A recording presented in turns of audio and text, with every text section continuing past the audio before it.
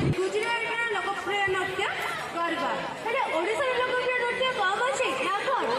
ओडिशा उत्कर्षर देश एठारे भरी रहिछि नृत्य और गीत एठारे जेपरि कि गरबा गरबा दंडनाच पाइक नाच और संबलपुरी नाच ताहारी नंदिनी एबे कोन संबलपुरी नाच देखाइबो ठीक अछि चलो देखिबा संबलपुरी नाच नृत्य निर्देशन कुमार पूर्णिमा जेना प्रीति प्रज्ञा जेना पुरातन छात्री सहयोगितारे सुरेंद्र कुमार साहू चारुलता दास सहकारी शिक्षक एवं शिक्षयित्री परिवेषण पंचम षष्ठ श्रेणी छात्र छात्री वृंद अभिनय तपस्या श्रीविद्या प्राची सोनाली पी मनीषा यज्ञश्वनी शुभश्री जिज्ञासा श्रुतिश्री माई पायल अनिशा शुचिस्मिता पिंकू सौम्य कौदल्य प्रकाश सौम्य शुभ्रांशु प्रियदत्ता ए प्राणी दुर्गा प्रसाद शाहिद मोहम्मद निखिल शिवाशीष बुधादित्य साहिनाथ आयुष